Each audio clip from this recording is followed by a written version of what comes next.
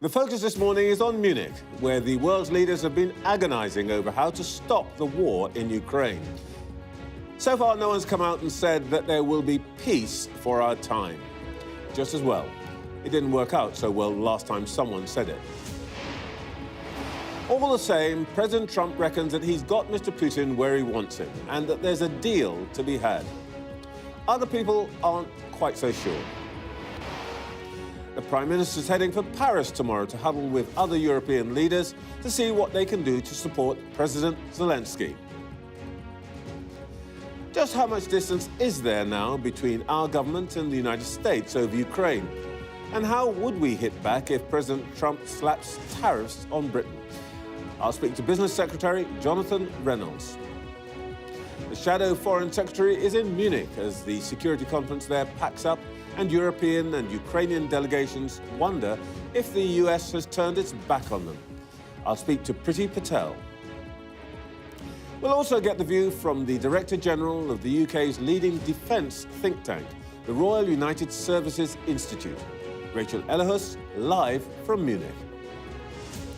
And we'll be talking about one of the all-time great interviewers, Sir David Frost, and his ringside seat to history and those who made it over several decades, with his sons Wilfred and George. Plus, with us throughout the show, Financial Times columnist Miranda Green, broadcaster Ian Dale, and author and broadcaster Paul Mason.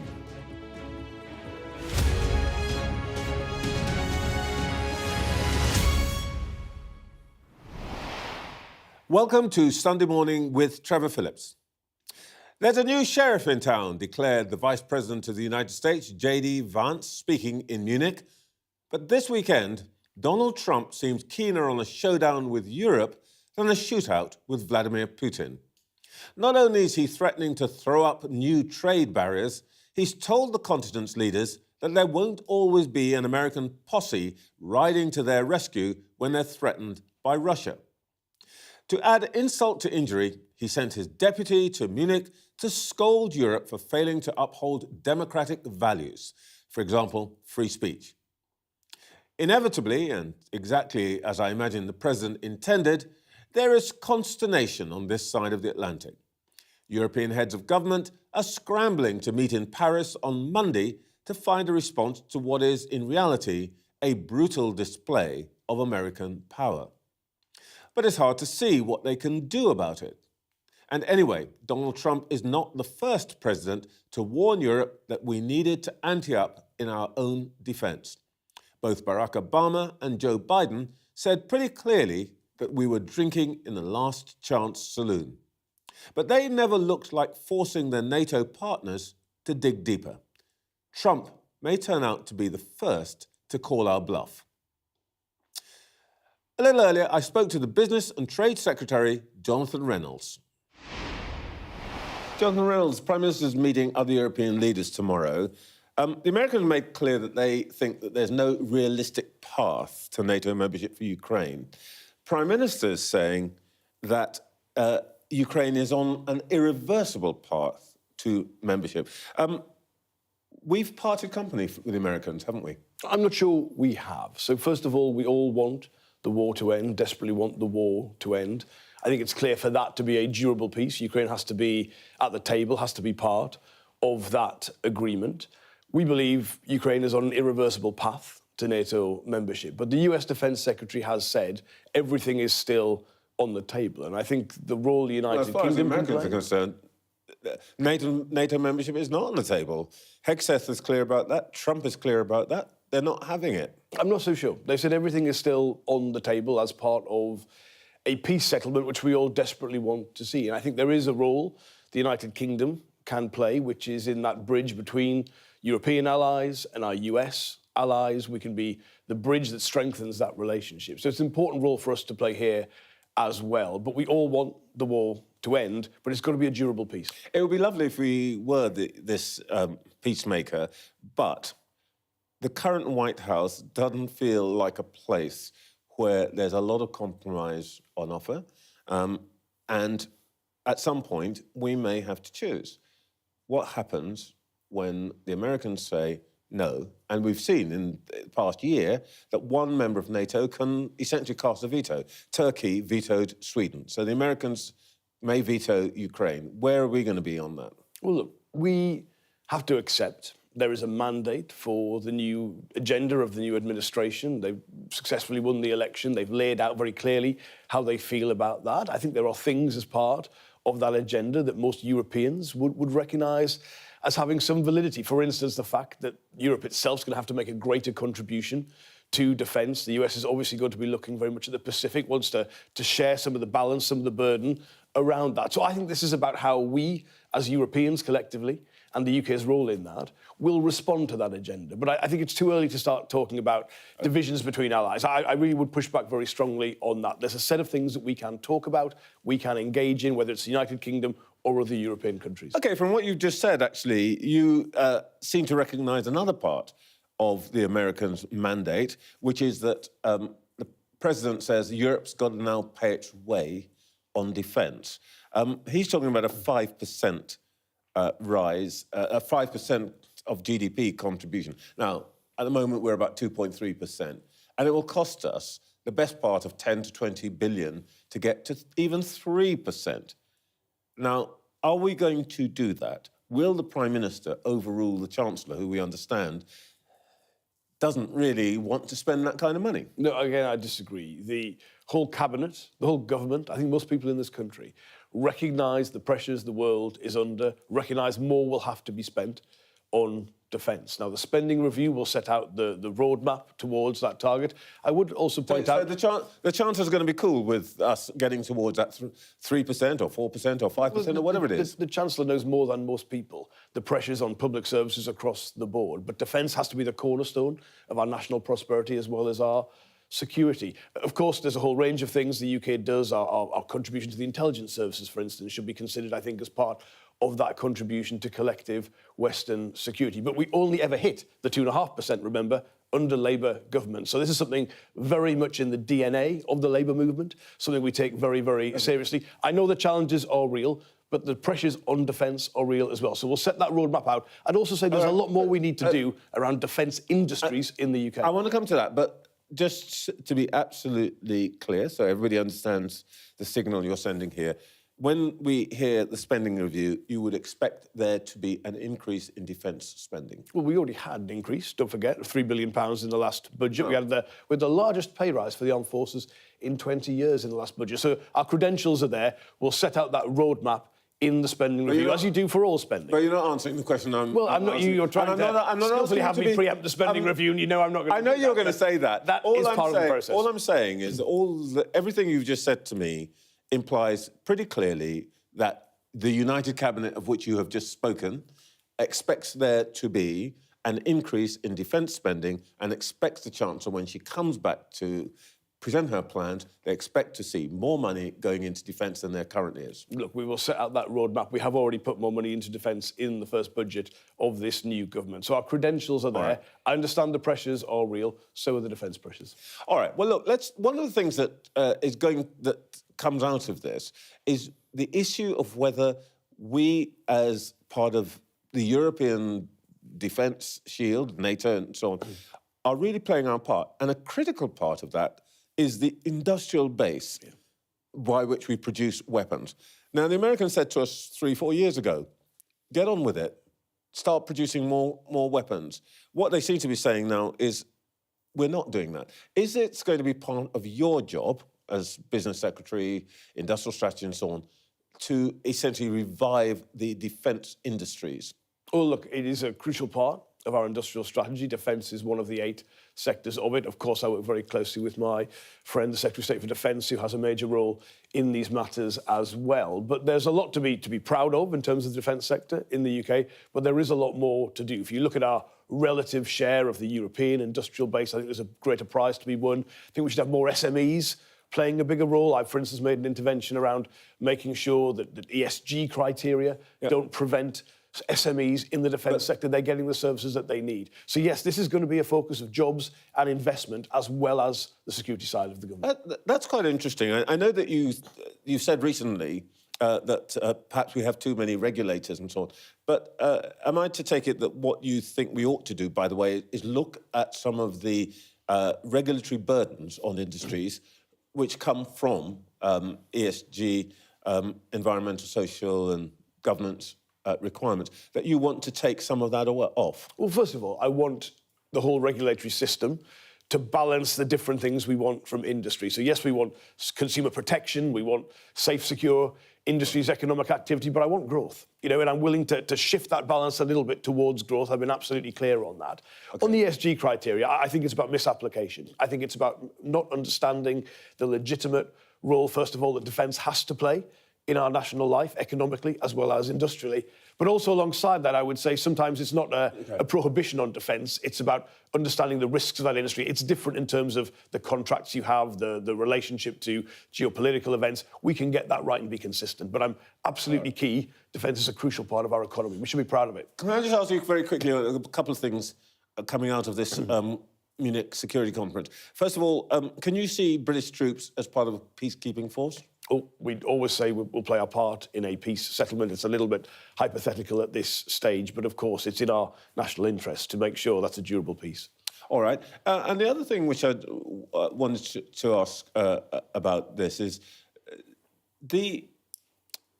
you must have listened to Vice President Vance's speech, and he talked about us failing to live up to our own values, freedom of speech. How did you react to that?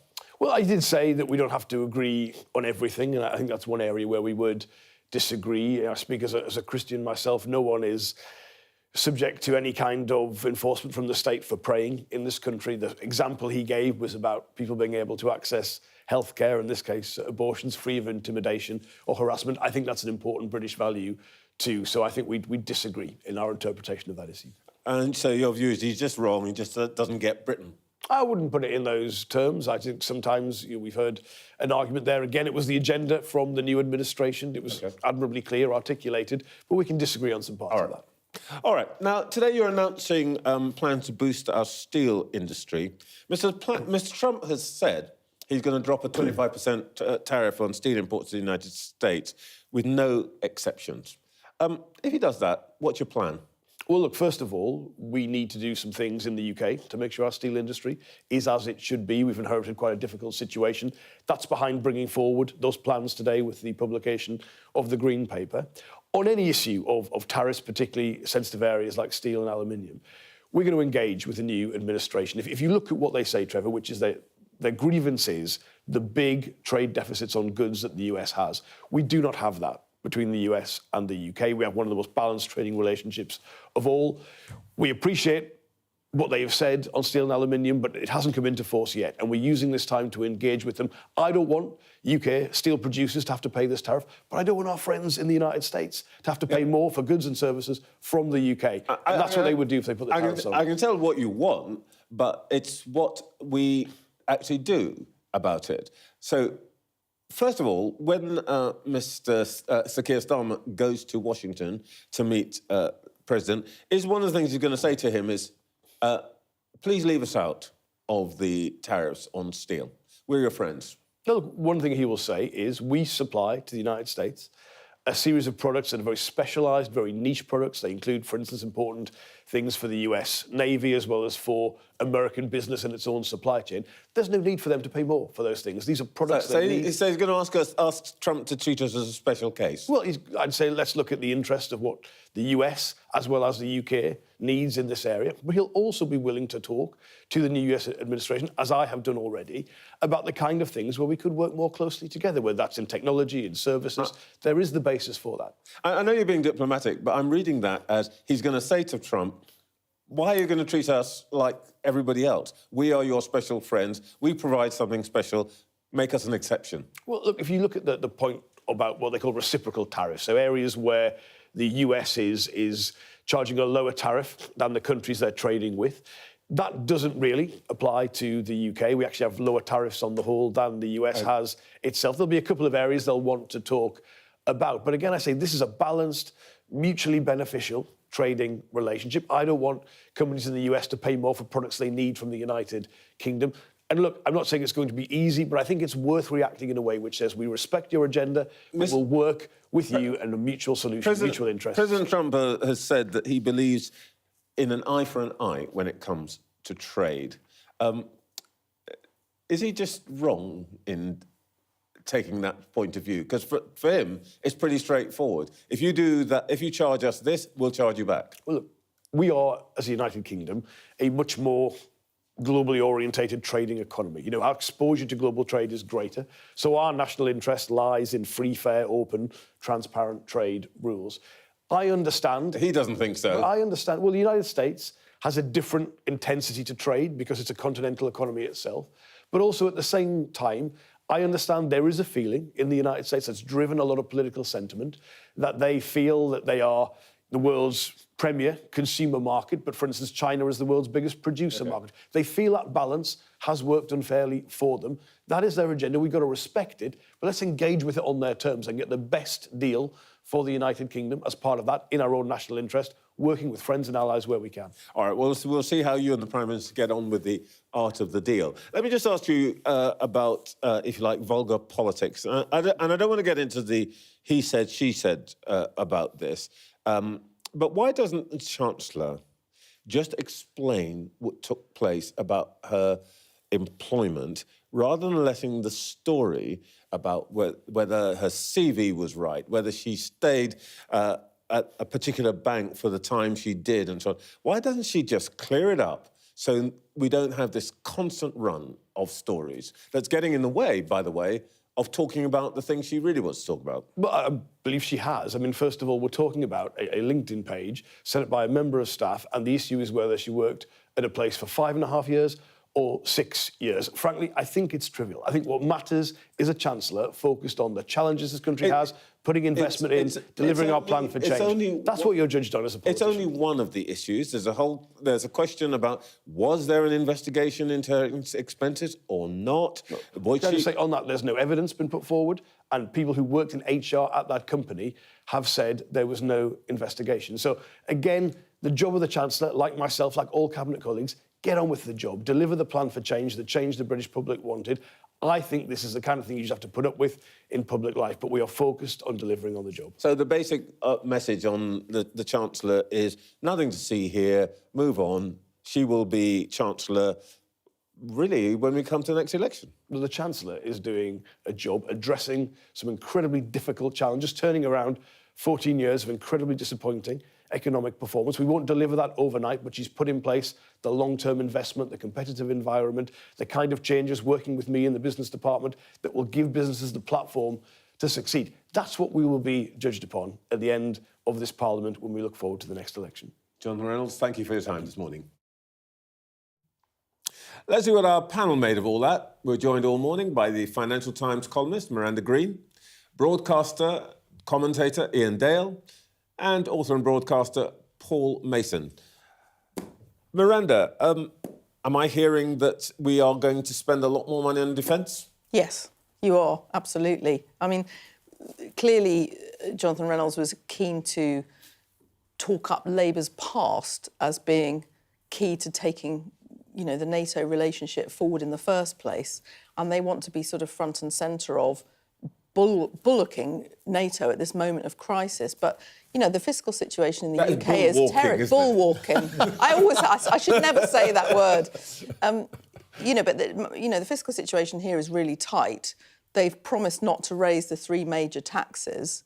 Is this going to mean serious extra cuts on the other unprotected departments of public spending? Or are they going to have to bite the bullet and raise some sort of extra tax, which will effectively be a kind of defence tax, war tax, Ukraine tax, however the papers end up dubbing it? And will that be popular? It ought to be, because it is a moment of crisis for Europe, and Britain should step up, because Germany is going through complete political turmoil as the other key sort of ally.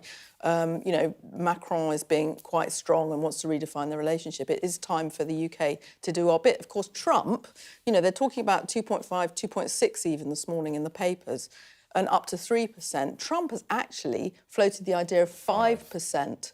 This is a lot of money, this is huge, and also this is huge defence procurement contracts. We know the record of defence procurement contracts is quite poor. There's a lot of important scrutiny that's going to have to come to bear. Ian, I'm hearing a phrase which I don't think was used since I was born. That's a long time ago. War bonds, that we're now talking about raising huge amounts of money for this. We are, and I think we've got to get away from talking about percentage of GDP because it's a meaningless term. What we should be identifying, and this is where I think the strategic defence review is really important, and I suspect that's being thrown completely off course at the moment, and it's meant to be published next month. I suspect it won't be. We should be trying to identify what we need to spend money on, and it's not just more troops. It's much more complicated than that. So once we work out how much we need to spend, then we know how much money we need to raise. And it may well be 3%, 4%, possibly even 5%. We can't make the mistake that we made in the 1930s, where there was no rearmament in the first half of the 1930s, and then it all happened quite quickly. Because we actually haven't got the industrial capacity to make it happen that quickly. And that question you asked to Jonathan Reynolds there was, I thought, a really, really good one, where even if we said, well, we want to spend an extra £30 billion on defence next year, well, what are we going to spend it on? Have we got the munitions capabilities? The answer is no, we haven't at the moment. Yeah, it takes 10 years to get a submarine. We haven't got 10 years. In the water, and we haven't got 10 years. Paul, the concept that people are talking about a lot these days, which is lethality, that is to say, we don't need a lot more soldiers, but we may need to spend a lot of money on kit. If there is an extra tax on something to pay for defence, I think it should be called the freedom tax, because what this week shows is that you only have freedom of action in this world if you have armed force. The big picture from this week is that what Trump, J.D. Vance, Pete Hegseth said indicates to me anyway that I'm no longer clear that the USA is a reliable ally for this country. It's not clear that were we in trouble, they would prioritise the defence of ourselves, Finland, Poland, Romania. That's a much bigger story than whether they're going to impose a peace on Ukraine that Ukraine doesn't like. So for me, I think it's mandatory that we raise. I've been saying it for many, many months. We've got to raise defence spending. Sounds to me, the Sunday Times is reporting there will be, that Keir Starmer will overrule the Treasury. I think he should. I think Rachel Reeves should walk into work tomorrow morning and say, in the words of John Maynard Keynes, the facts have changed. I've changed my mind. As to what we need, I'm more encouraged than you are. The defence firms I speak to are right now ramping up. They're desperate for more workers. They're investing. It is a signal from government that actually we are now in an era of defence expansion. We're probably going to have to borrow money to pay for it. This is a very profound thing to say, actually, Paul, that freedom means more armed forces. There is some sense that actually Donald Trump has really forced this on everybody, that actually the idea that freedom is a kind of abstract concept, he's basically saying the only way you defend liberal democracies is to spend enough money to make sure that nobody troubles you. And that's quite a difficult one for a lot of people to comprehend in this country. We've lived now for 30 years with, after the Cold War, thinking that we were never going to be in this situation again. And it's difficult to persuade to somebody who's, say, 18 to 40 years old. Older people, I think, will understand it, some of whom went through the Cold War. But that's quite a difficult thing for a government to sell to people. And it's going to be even more difficult because it involves asking people to pay for that freedom. Miranda, where do you think we're going to get that money from? Well, I'm sure Paul's right. I'm sure that borrowing actually will be part of the equation.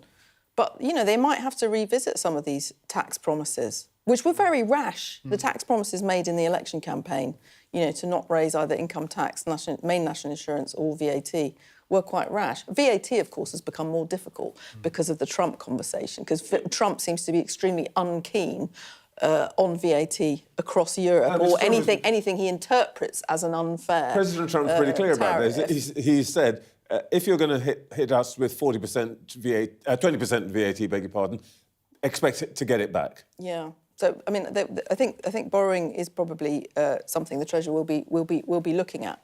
But I think Ian's right about this. We've had, was it Bill Clinton who dubbed it the holiday from history? We've this generation, we've all lived. I've certainly lived through a period of extraordinary peace and prosperity, and things have changed very, very fast. And of course, we could say, well, Trump, it's 4 years, but will it be 4 years? Because we know about this team's respect for the US Constitution, right? So this is supposed to be his second and last term. Will it be? And even if it isn't, there's Mr. Vance. Exactly. What the Americans have brought to the table since 1948 for this country and for our European allies is what is called strategic enablers. So they've got many kinds of nuclear weapon. They've got the only satellite system that can see into other countries, fundamentally. They've got a system that, some of it's based here, that can see Russian intercontinental ballistic missiles as they're fired at us. They've got heavy lift, heavy aircraft. We have none of it. And so if there is a defence spending hike, it's not just about British Army getting bigger.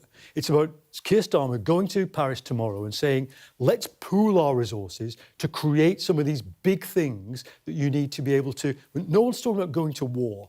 It's about successfully deterring the Russians from chancing their arm. So we need...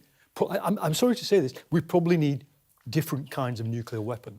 That's where we are after this week. That is a really important point. If I go on social media and say, I think we should be increasing defence spending, I'm accused of being a warmonger. It's not warmongering, it's defence mongering, because if you don't have a deterrent, then anybody is more likely to attack you, particularly a dictator like Putin. This is where, I know it's a trite old phrase, but we do have to learn the lessons of history. If you don't I've just published a book on dictators, and the lesson from that is if you don't stand up to a dictator very early on, you reap the consequences, and that's exactly what we've done with Putin. We didn't stand up to him, and we're now reaping the consequences. The other thing that's lying behind this conversation, which I don't think we would have had 18 months ago, is the extent to which we are departing from the United States. And of course, the other element of this, defence, but there's also trade. And Mr. Trump's tariffs, again, a bifurcation that's going to happen. Yes, and I think we rely too much in this country on the idea that Donald Trump may have some special feeling for the UK because of his family background and all the rest of it. Because we've seen he's half British, exactly. But we've seen how he's behaved in the last few days in the Ukraine conversation. They're talking about taking 50% of the mineral wealth of Ukraine for the US. That's what he's interested in. He's interested in maximising the deal for the states. Sure. So I think we should be a bit more worried than we are. I was interested that Johnny Reynolds went back to that Tony Blair metaphor of the UK being a bridge between Europe and the States. If the Atlantic gets wider, metaphorically, that bridge is pretty shaky, right? So we might need to think of a new metaphor and a whole new way of handling the relationship. OK, before we go to 9 o'clock, I just want to return to what I sometimes call vulgar politics. The Rachel Reeves problem. Should Labour have killed this off by now? Well, you say the Rachel Reeves problem. If you actually look at the detail of it, it shouldn't actually be a problem. It really shouldn't. And I don't think anybody that's really looked into this in any great detail thinks that Rachel Reeves is some sort of pseudo crook or anything. Her LinkedIn profile was created by a staffer. Now you can say, well, she should have checked it. Fair enough. But is that really the worst scandal that there's ever been in British politics? I don't think so. And as for the expenses thing, nobody's produced any real evidence that she did anything wrong. And that's where I think, and sometimes journalists have to look ourselves in the eye and think, have we made too much of something like this? It does need to be hanging around a lot, though, doesn't it? Well, it's hanging around because journalists are making it hang around. To me, it is a non-story. And if you think about the mood music, we all interface with politicians. I've interfaced with Rachel Reeves many times. This is a person of high moral kind of capability. This is not somebody... And not everybody in politics is. There are some people in politics who are, let's face it, dodgy. Rachel Reeves is one of the kind of most moral and straight people in politics. And I think the people hounding her need to back up a bit. Yeah. Do you want to take 15 seconds to defend our profession, Miranda? I'm not mad about people enhancing their CVs, actually, but I feel quite Boy Scoutish It about wasn't this her sort CV, of it was a thing. LinkedIn profile. I know, but you know, your employment record is. What does it do to the people who really did have the experience that you're claiming if you overclaim? I'm not mad about that. I agree with Ian on the expenses stuff. It's absolute nonsense. And actually, the original report was couched in so many caveats. They should have thought about whether it was a real report or not. Actually. OK, let's not give it any more airtime because it is 9 o'clock. You're watching Sunday Morning with Trevor Phillips. In the last hour, the Business Secretary's told this programme that the Cabinet and the whole government recognise that more will have to be spent on defence. Jonathan Reynolds said the spending review will set out the roadmap towards that target. Well, let's speak to the future of the war in Ukraine now and the increasingly stressed Western alliance between the United States and Europe.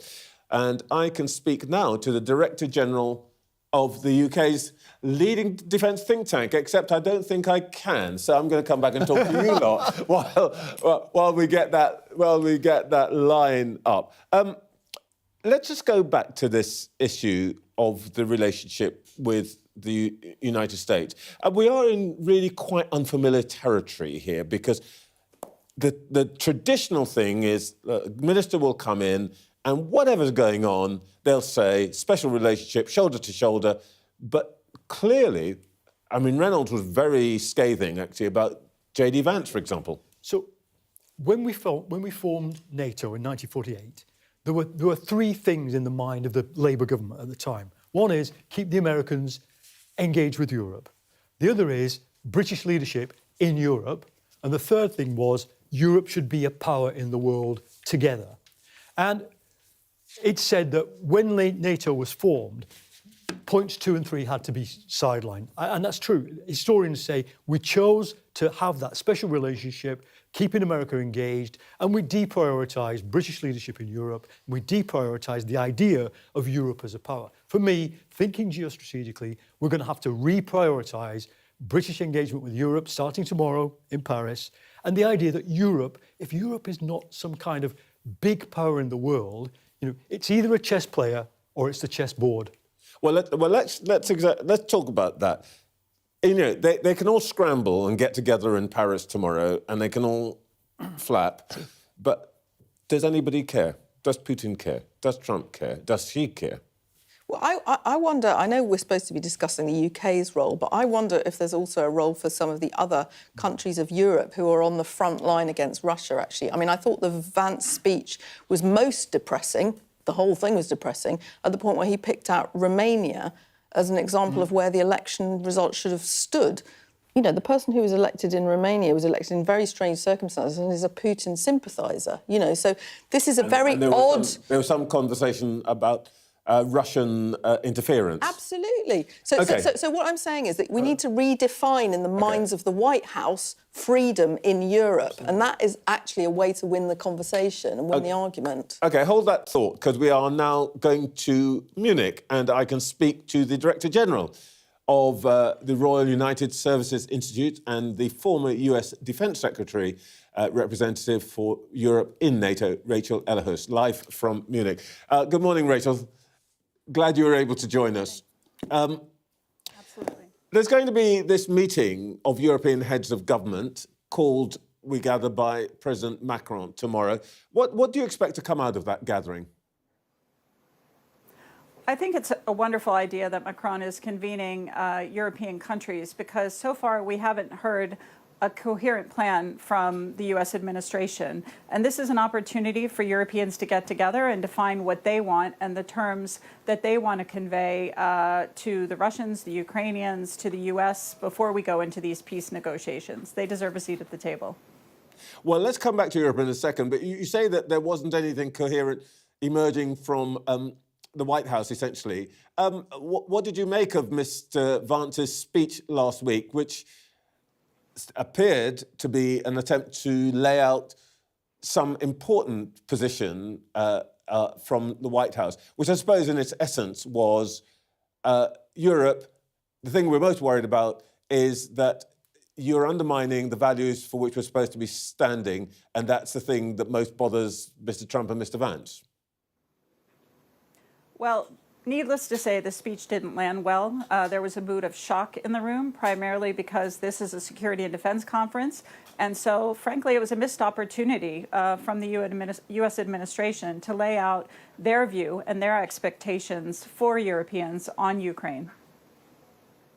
But do you think that he didn't quite say it this way, but is this a signal that what we're going to see is an administration that is less interested in Europe, and they're basically just trying to clear the deck so they can focus on Indo-Pacific, the threat of China?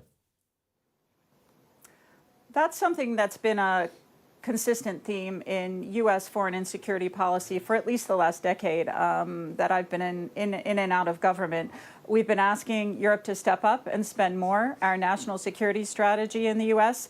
talks about China as the pacing challenge. So it's about time that we have this conversation around the levels of defense spending and investment in Europe. And there was broad agreement around the table that 2% isn't enough. And as we march to the NATO summit in The Hague, that those expectations and those investments really need to ramp up. Well, as you say, I mean, people have been saying this for ages, and I don't think it's any prejudice against Mr. Trump to say that the foreign policy establishment on both sides of the Atlantic basically don't think much of him. But I suppose it could be said that whatever his tactics, he's actually forced the Europeans to act when under Obama and Biden, they basically said, yeah, we'll let you know, and didn't stump up. Well, more than Mr. Trump's words or any urging from any U.S. administration, I think Europeans just need to look at the security environment around them and the challenges right on the border with Ukraine. I'd be particularly worried about potential meddling in Belarus, Moldova, potentially Western Balkans. So, yes, there's pressure from the U.S. to step up, but I think there should be a sense of urgency among Europeans, just given the security environment. Can you do anything to help us quantify what stepping up might mean? We in the UK are spending 2.3% of GDP. To make that up to 3%, it might mean another 20 billion. Mr. Trump has talked about 5%. What sort of scale of increase do you think this might mean in spending for us, for the Germans, for the French? Well, I hesitate to put a number on it. There is no output without input, so a minimum of 2% and counting is certainly needed. But it also matters how you spend it. And a good portion of the UK defence budget goes towards the nuclear deterrent.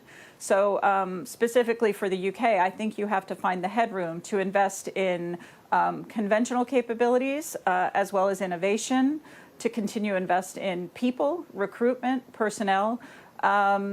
I did appreciate that your Secretary of State for Defense, John Healey, stepped up to lead at the Ukraine Defense Contact Group. That's an important signal that the UK and continental Europe are willing and able to step up and lead on Ukraine.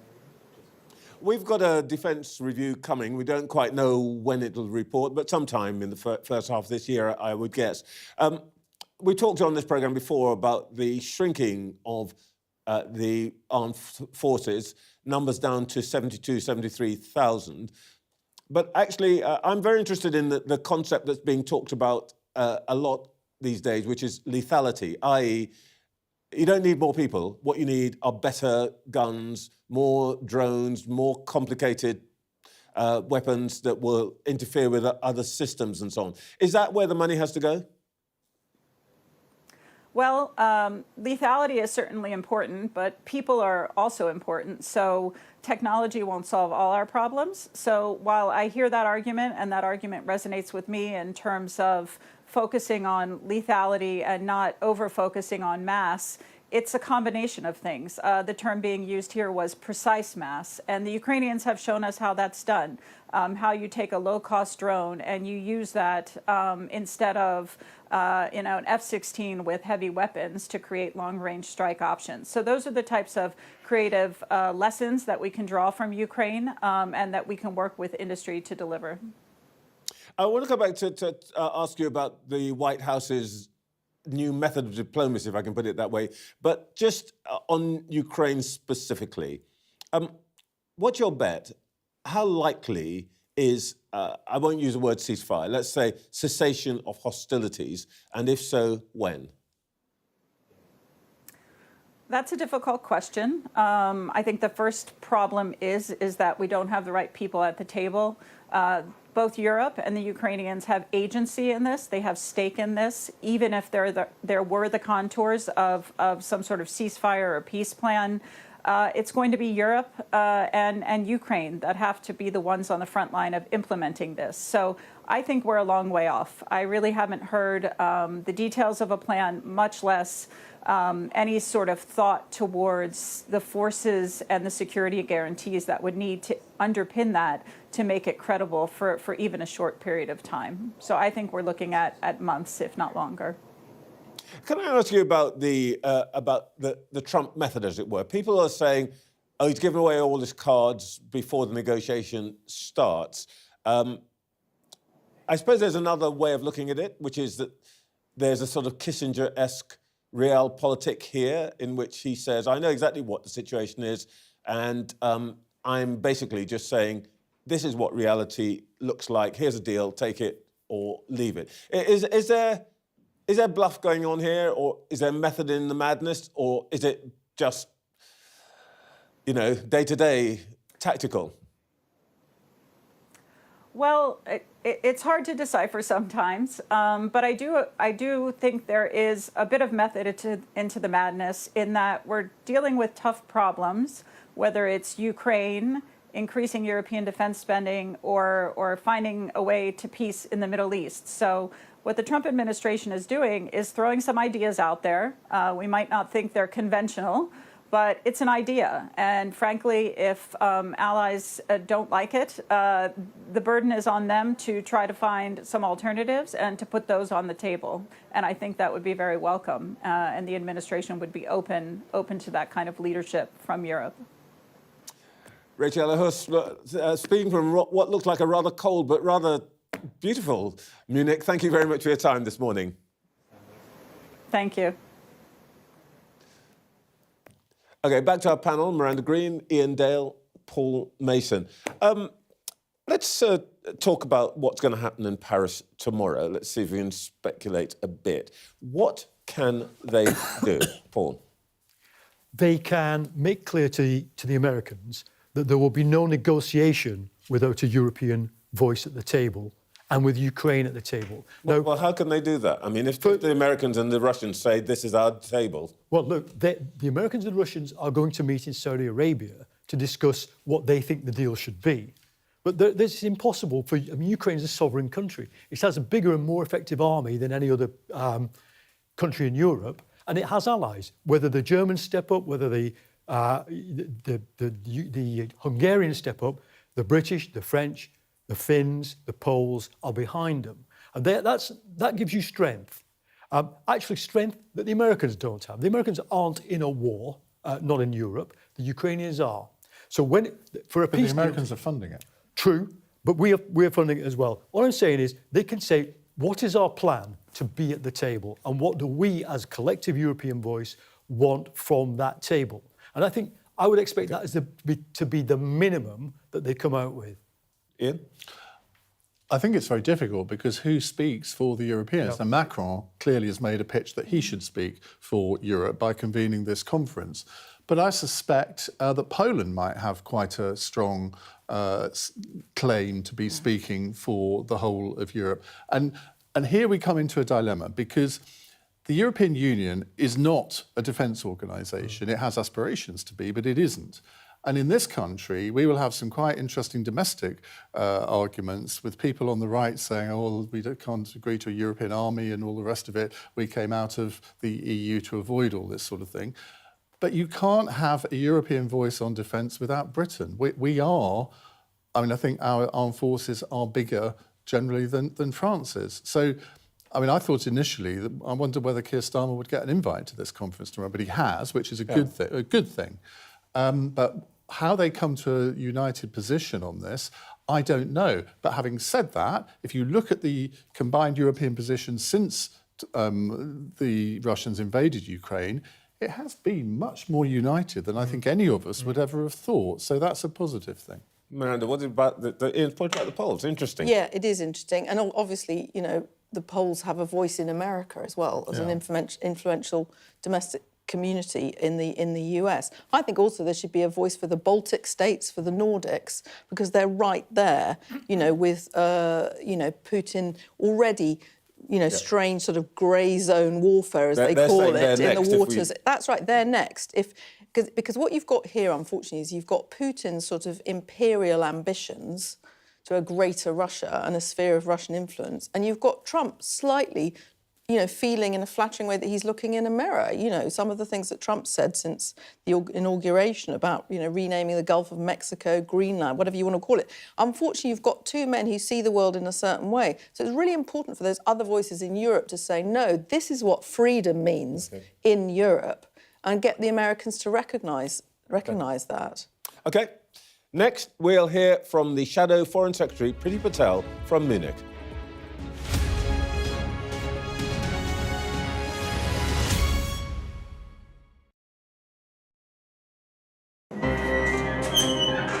We've come to one of Moscow's Cold War bunkers.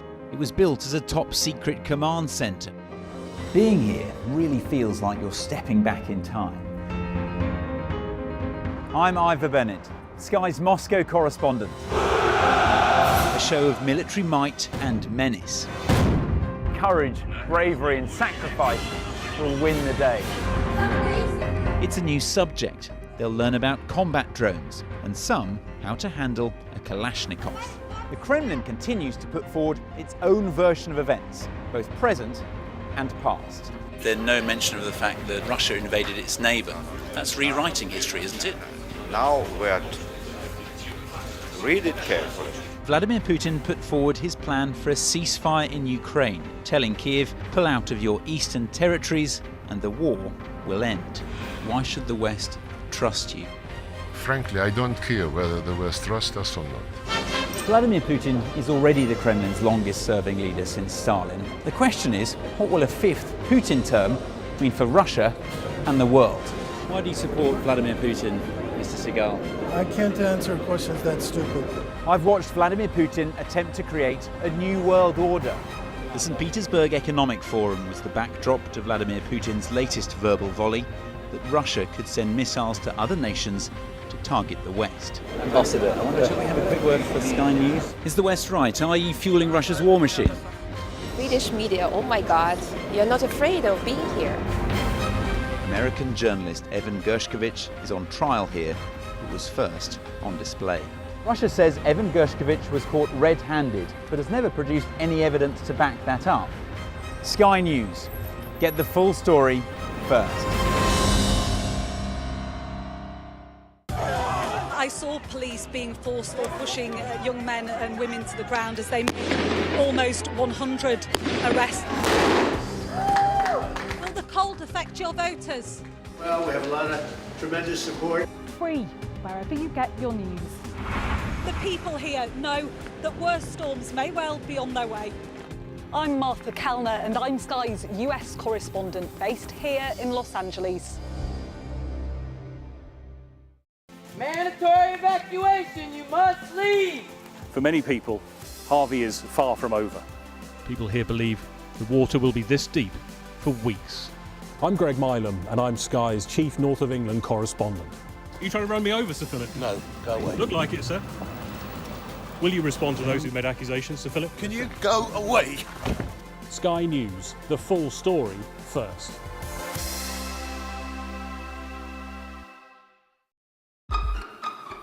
We've got your Sunday mornings covered. From the front page and the sounds of the streets to the voices of the people who make the major calls and big picture politics beyond Westminster. We'll put you at the heart of our story. I'm ready. Are you? Join me, Trevor Phillips, Sunday mornings on Sky Weeknights on Sky News. This is your chance. Tell people. Welcome to the Politics Hub. Our police force has apologised. If you want to find out about Grimsby, you come to the docks. I'm live in Jerusalem. Are you not concerned that that could lead to all-out war? Hello there, good evening. There are fears of an upsurge in violence. What's at stake here? You are watching the press preview, a first look at the front pages as they arrive. Let's stay with the geopolitics in Europe now and the future of the Ukraine war. The Shadow Foreign Secretary Priti Patel is in Munich for the security conference, from where I spoke to her a little earlier. The American Secretary of State, Pete Hegseth, said that NATO membership for Ukraine is unrealistic. Our Prime Minister and Foreign Secretary are saying today that Ukraine is on an irreversible path to NATO membership. Who's right? Well, look, I think, first of all NATO countries have given enormous support to Ukraine. And ultimately, Trevor, it is obviously for Ukraine and for NATO to determine Ukraine's membership.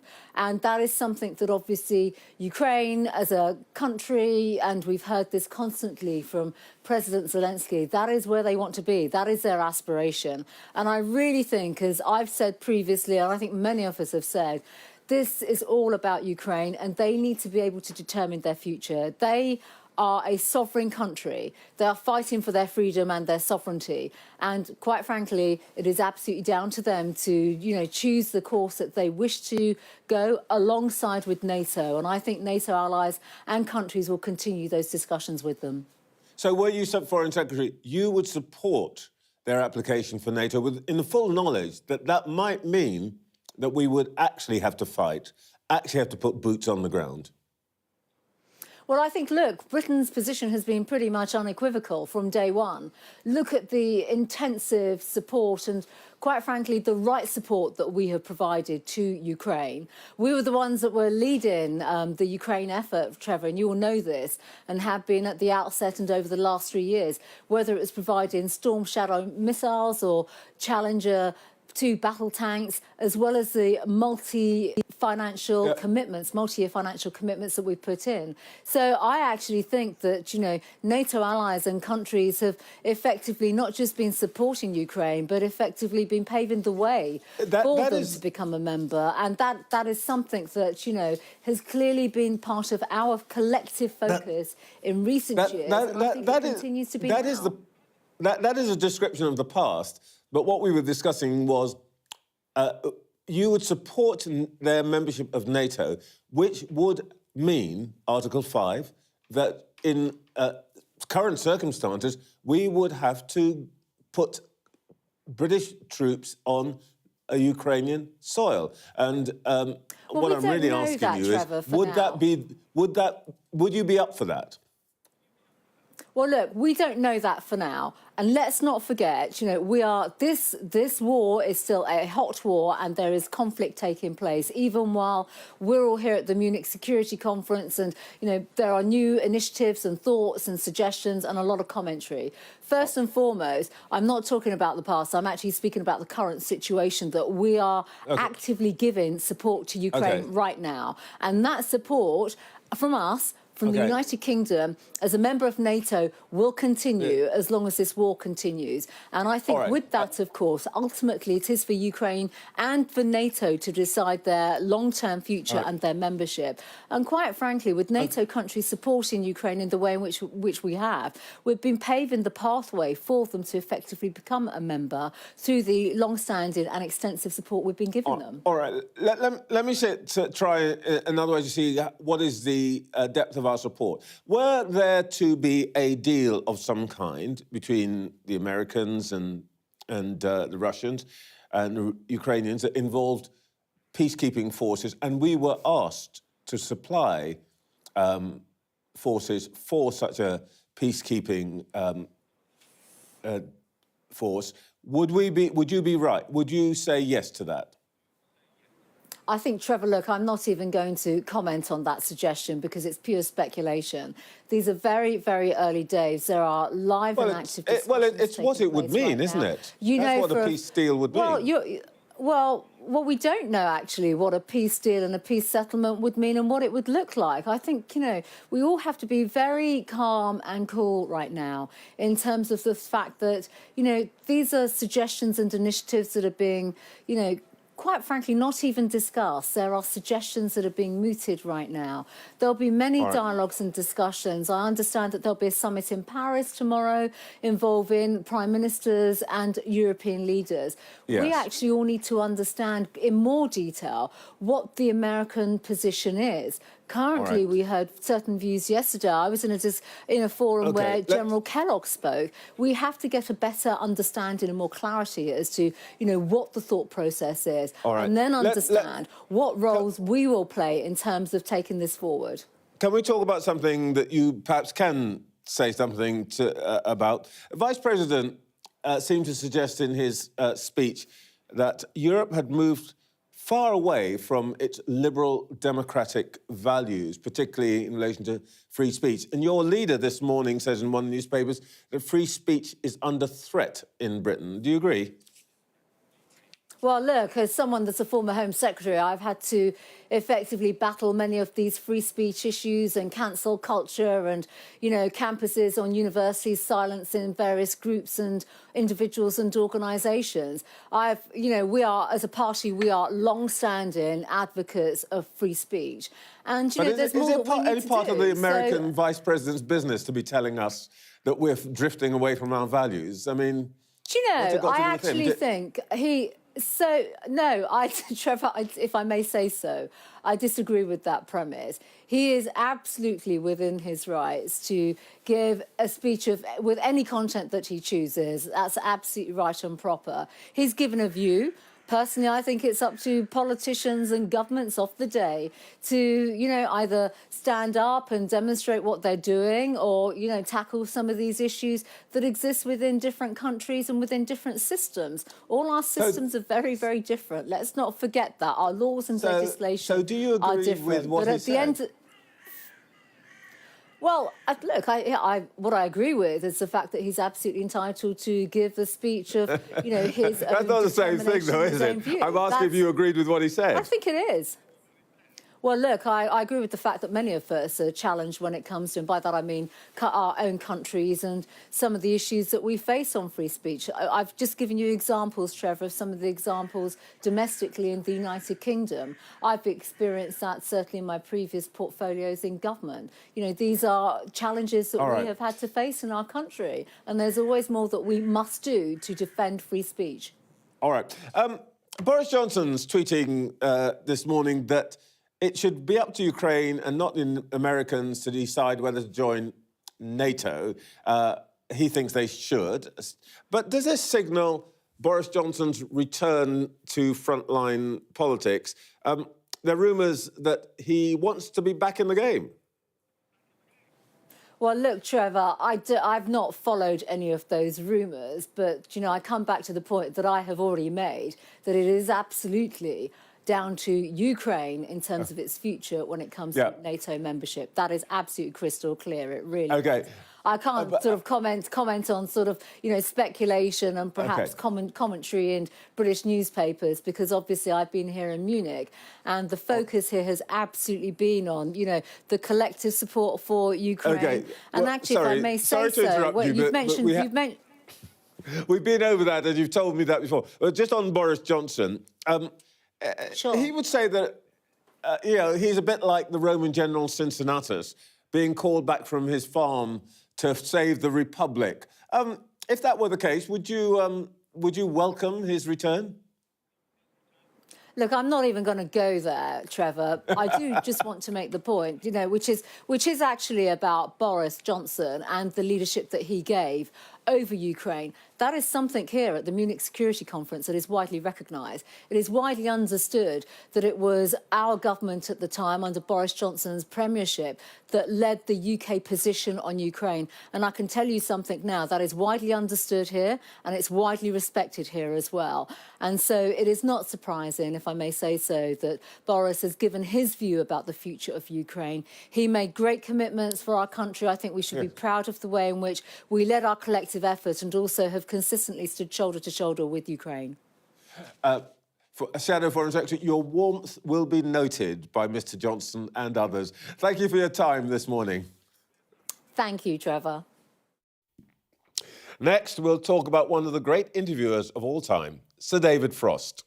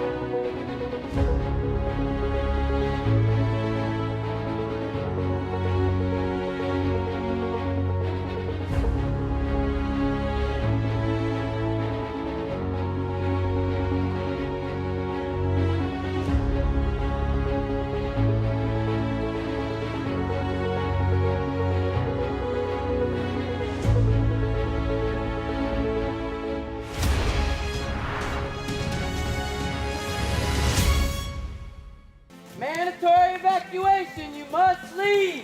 For many people, Harvey is far from over.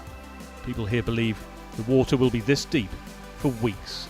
I'm Greg Milam, and I'm Sky's chief North of England correspondent. Are you trying to run me over, Sir Philip? No, go away. Look like it, sir. Will you respond to those who made accusations, Sir Philip? Can you go away?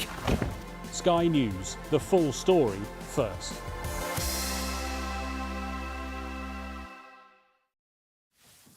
Now, interviewing people is supposed to be our stock in trade here at Sky News, so we thought we'd take a closer look at the art of the interview, and with good reason. A new Sky documentary series about one of the all-time greats starts next week.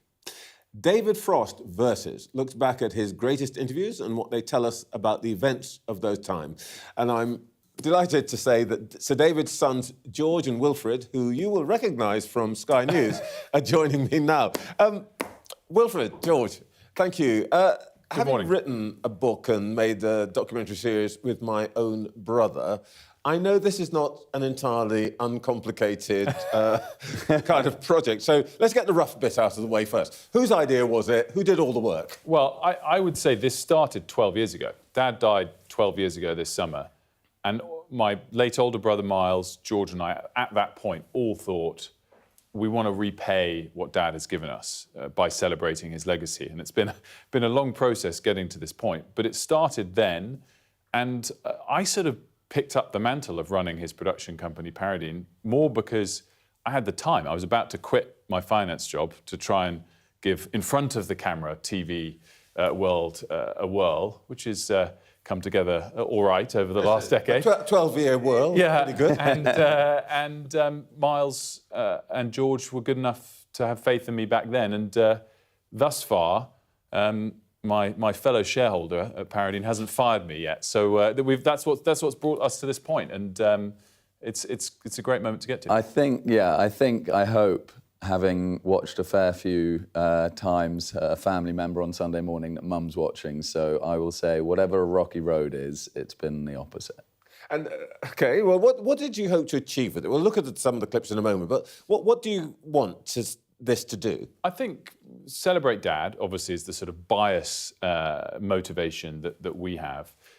But, you know, as a journalist as well, even if Dad wasn't my dad, I think this has been one of the greatest professional privileges of my life, to be able to dive into all this. A lot of the conversations are incredibly important, and many of them, particularly the stuff in the 60s and 70s, from his time in America, which forms the backbone of the first 3 episodes that drop next week, you know, it hasn't been seen for a generation. They aired once. This wasn't the YouTube generation. They weren't digitized. I bought back the rights. I carefully catalogued it all. They were on these huge 2-inch reels.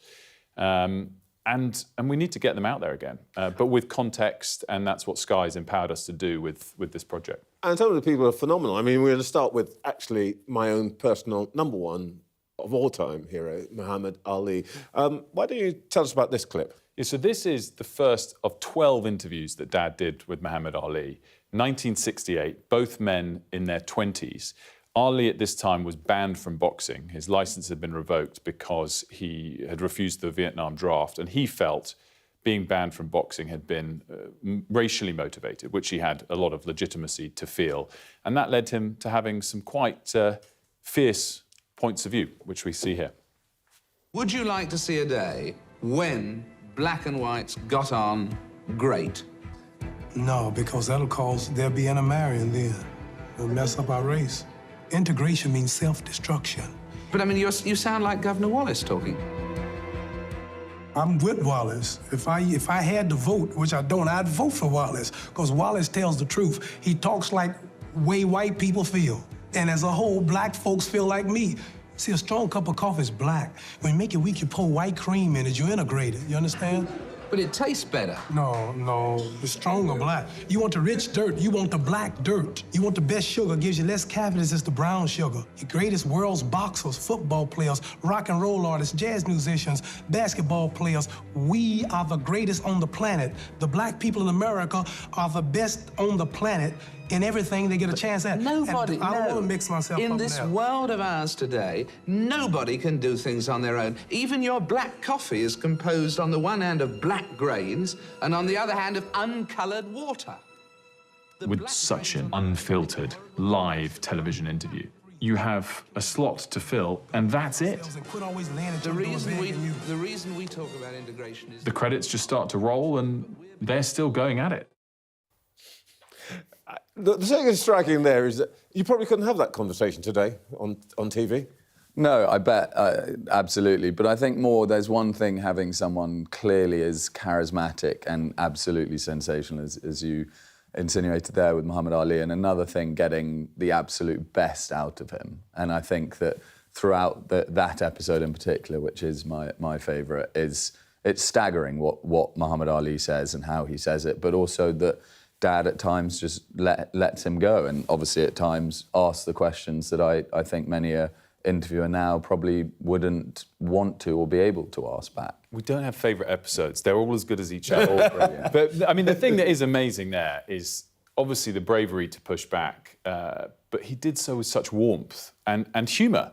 And I think, you know, because you'd watch that clip and you'd think, well, they're not going to do another interview. But they did. They did 11 more. And Dad's ability to push back, but also maintain relationships, because I think the person opposite kind of knew he was genuine in his pushback, not doing it for the sake of it. Well, I thought it was quite striking that actually he wasn't standing back like most... I mean, I'm allowed to do any sort of nonsense by Sky, but most interviewers are told stand back a little bit and don't bring yourself into it. Yeah. He brings himself into it, and I think in the next clip we see a bit more of that. Yeah, what I think is fascinating is, as I said, they did do more interviews. They did 11 more, 4 of which were when he was still banned from boxing, and over those you see Ali change his views, and that's really the spine of that episode 2, how the two men evolved together over 34 years. And this clip, though, that we've got is from 1972. It's their 6th or 7th interview together, right in the middle of their relationship. He's won his licence back. He's had his first big fight and lost against Joe Frazier in the fight of the century in New York City. And at this point, people don't think he'll ever win again. And I think in this clip, we see a much more introspective, more modest Ali, and we see what winning again means to him.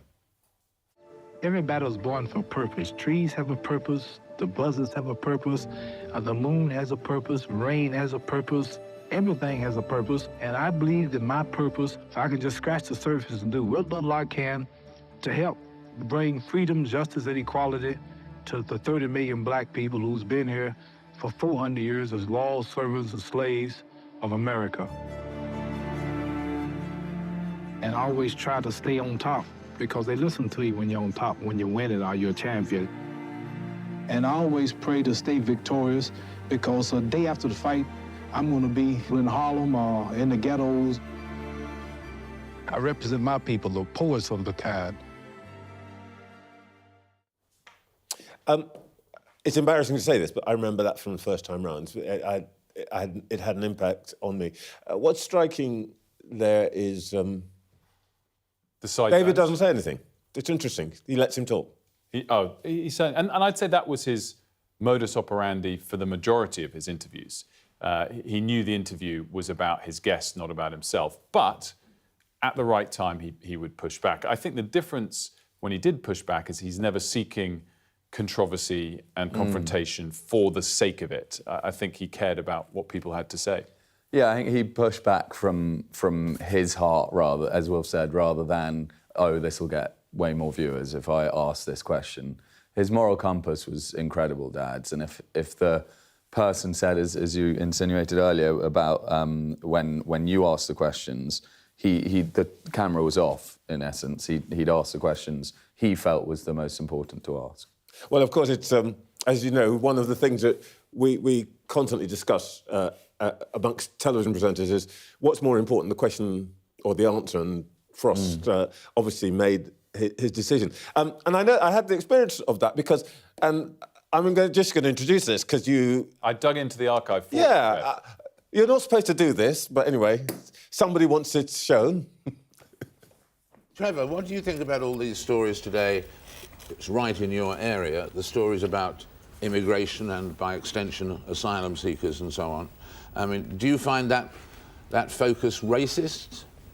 No. Bigoted, maybe? I think what is interesting is that, and positive, is the government and the opposition are talking about the systems like the Australian point system, which I hope will mean that we'll be talking about what migrants bring to us and what we need, rather than about their race or culture, which was the focus of our immigration policy through the 70s and 80s. Well, see, the days when I had a lot of hair. Haven't aged a day. Haven't aged a day. It's rather striking. We could be talking about the same thing today, couldn't we? It certainly could have been. And I was going to say, it's the same Sunday morning slot, of course, that you were on there, and it's just a treat for us to be on with you on that slot. And the thing I was going to say is you didn't copy Dad's earlier sideburns in the 72 interview.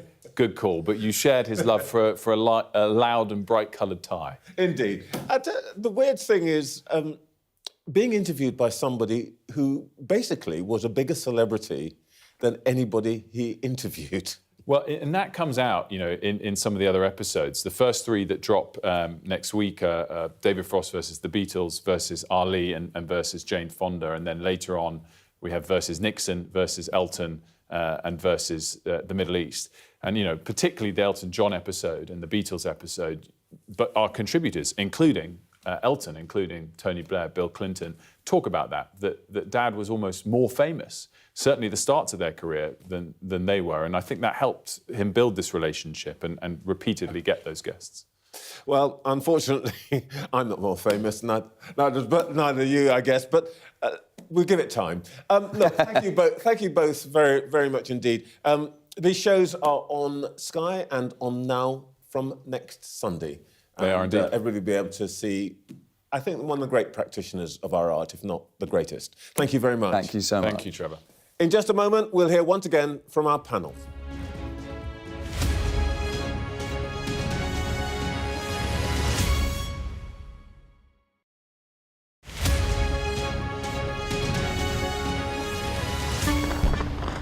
We're trying to see as much as we can. We start with breaking news. I am Anna Botting. It's been quite some day. The golden age of America begins right now. A long-awaited ceasefire is now underway.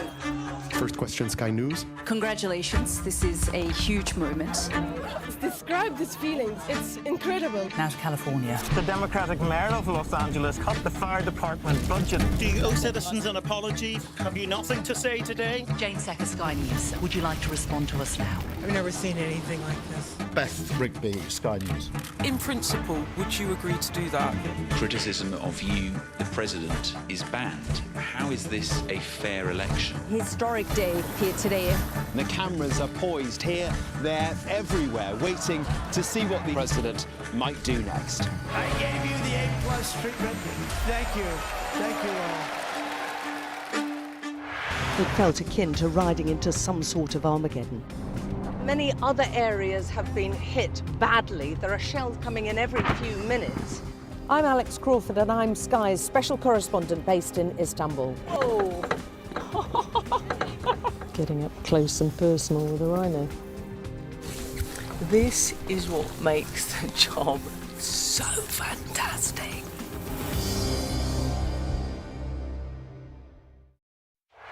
I witnessed the complete destruction of a place linked to my childhood memories.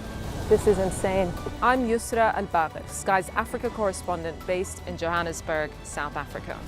I felt awe when we saw the mountain gorillas in Rwanda. We call him the king of the jungle. This is the alpha silverback. Sky News, get the full story first.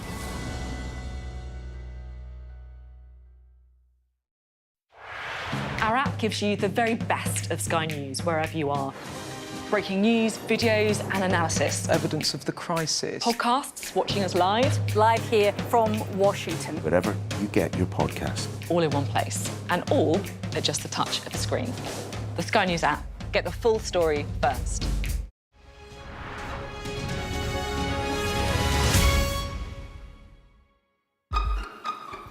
We've got your Sunday mornings covered. From the front page and the sounds of the streets to the voices of the people who make the major calls and big picture politics beyond Westminster. We'll put you at the heart of our story. I'm ready. Are you? Join me, Trevor Phillips, Sunday mornings on Sky News. Weeknights on Sky News. This is your chance. Tell people. Welcome to the Politics Hub. Our police force has apologised. If you want to find out about Grimsby, you come to the docks. I'm live in Jerusalem. Are you not concerned that that could lead to all-out war? Hello there, good evening. There are fears of an upsurge in violence. What's at stake here? You are watching the press preview, a first look at the front pages as they arrive. Back to our panel, Miranda Green, Ian Dale, Paul Mason. Ian, this point about, the interviewer being more celebrated than all his interviews, you must have that experience all the time. Just like you, Trevor. It's a real burden that we have to bear, isn't it? How do we deal with it? I mean, David Frost, I remember going on his show for the first time 22 years ago. It was the week before we invaded Iraq, and I was petrified. I was on with Polly Toynbee and Trigger from Only Fools and Horses, reviewing the papers. And David Frost would roll up 30 seconds before going on air, and we'd all be thinking, well, where is he? What are we going to do? Well, one of us has to have to step in. So anyway, he sits down, he just pats my knee and says, "You'll be fine." All my nerves just went completely. Such a professional. And there was always, I don't do any knee patting, but there was always different times. different times. But there was always a sense that actually you thought he'd gone away, he hadn't really, wasn't paying attention. But actually, I was interviewed by him several times, always on it. Yeah, absolutely always on it. And he knew that the interviewee was there to give a story. And he knew that if he let the interviewee talk, the interviewer might say something interesting, which I think a lot of modern interviewers really don't get. They think it's about them, they think they have to interrupt all the time, and you just don't. Okay, I'm not saying anything more now, but let's talk about let's talk about the economy. We've seen that there's going to be a load of more money going into defence. Big pressure on Rachel Reeves, Paul. I wouldn't bank on a lot more money going into defence. There'll be a bit, I think. They have to move on that very quickly because you've got people, as you said earlier, the people involved in the Strategic Defence Review need to know what envelope they're spending in. But look, there's good news for Rachel Reeves. Tax rises coming, though. Well, there's good news for Rachel Reeves. Rearm and the economy will grow. That's what we know from the 1930s. We know it from the 1950s. But we have to get our heads around it. I think her long-term growth plan will work, but short-term, when you're reorientating an economy, you do basically. One of the reasons a lot of companies are not hiring is because she's had to raise that national insurance tax and the rest of it. So I think they've got to come up with some short-term measures that would boost growth tangibly for the people who need it. And there are things you can do. There are things like car scrappage, like boosting access to mortgages. I'd like to see them do that in the next quarter. So I'll tell you what I think has been missing a lot in the last few weeks. There's been a lot of words, a lot of ink spilled on the growth plan, the industrial strategy. We're talking about how the industrial strategy actually fits with our defence needs earlier on. There's been precious little discussion about skills, and this is actually becoming more and more important. Even on the building, we know there's a shortage of 250,000 construction workers. You know, when you come to the defence industry, OK, if we're going to crank things up, I was looking at some figures this week. There's a huge problem with oversupply of people wanting to go into engineering degrees, and there aren't the places because the engineering degrees are too expensive for HE, for higher education to provide at the moment because of the funding crisis in higher education. You know, you've got to look across the whole thing about do we actually have the right education and skills system as well to bolster growth. And actually, there's been almost nothing about this kind of human infrastructure, which is as important as the physical infrastructure. They need to get on top of that really fast. I spoke to a mid-sized engineering firm in the north of England. They said to me, welders, send me welders. That's what they were saying. Where can you train to become a welder? A third of all FE colleges... Well, that's where we get them from. But a third of all FE colleges are closing down their engineering and welding facilities. So Jonathan Reynolds, Bridget Phillipson and the rest, they just need to get around the table and say, how do we expand further education and higher education so we start delivering, pump priming the skills, whether it's for green energy or turning away people who want to become engineers. I mean, it's genuinely self-harm at that point. Jackie Smith, the skills minister, she's announced some new initiative to create 10,000 new apprenticeships. Well, all well and good, but that's not big enough. I mean, I think there's got to be some big thinking here, and apprenticeships are incredibly important, and we tend to sort of dismiss them in this country. I mean, in Germany, you're an engineering apprentice, and you have a status in society which we don't give people in those areas, and we need to start rethinking. I love having broadcasters on the show because they always find a way of segueing into the next thing I want to talk about, which is indeed Germany. German elections next week, and the expectation is that the CDU, essentially the Conservative centre-right, will attract the biggest vote, but next to them will be essentially the equivalent of Reform, the AFD. Oh, steady on. OK. I beg your pardon. Maybe you're quite right to pull me up on that. Yeah. Pull me up on that. But basically, the anti-immigrant party will be next. Something's happening right across Europe. What do you think that means for us? Well, I think for our earlier conversation about Ukraine and NATO, this is a real huge problem because you can already see, you know, when the senior members of the Trump administration came to Munich this weekend, they said, why am I meeting Scholz? He's only going to be there for a couple of weeks. That's the, you know, sitting German Chancellor.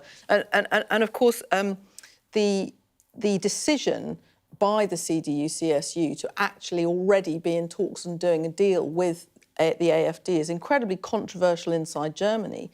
But if it reflects a huge move in German public sentiment towards the right, then it is indeed a sense that something's really shifted in the European population, a backlash against mass immigration. And this gives us a political crisis at a time of, you know, defence crisis and potentially the end of our holiday from history, as we were discussing earlier. Well, so it's a huge problem. We have Meloni in Italy. We have Mr. Kickel, who I think will be the boss in Austria. The Marine Le Pen challenging, really, in France.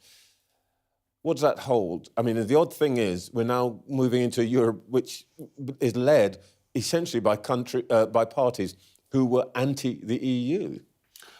Well, I think in virtually every single European country now, there is a, however you put it, sort of far right, extreme right, or moderate right party that is on the ascendant. And I think moderate parties have a real difficulty in coping with that. I mean, you look at the Conservative Party here, it has no real idea how to cope with reform at the moment. And that's a real challenge for Kemi Badenoch, because she's got to attract voters back from reform, but she's also got to attract voters back from the other side, from the Liberal Democrats. That's a very difficult equation. But in Germany, I mean, it's going to be very interesting to see how that coalition is put together. And Friedrich Merz is a very, very different character than Angela Merkel. The centre-left government, the one centre-left government left in Europe, how's it going to handle this? You're speaking, of course, of the Spanish government, or the Danes. Look, there's plenty of centre-left governments in Europe. How should Labour handle it? Labour's got their own problems. As you know, I'm a Labour-supporting journalist. All over Europe, we are seeing people say that they've had enough of migration where people who migrate don't want to integrate. That's what's happening. For people like me who do want to see a multi-ethnic society, who do want to see sensible migration, we've got to persuade them to accept a form of migration that we can all agree on. Thank you all very much. It's been fascinating. That's it from us. I'll be back next Sunday, 08:30. I saw police being forceful, pushing young men and women to the ground as they made almost 100 arrests. Will the cold affect your voters? Well, we have a lot of tremendous support. Free, wherever you get your news.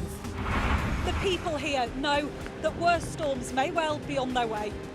I'm Martha Kellner and I'm Sky's US correspondent based here in Los Angeles.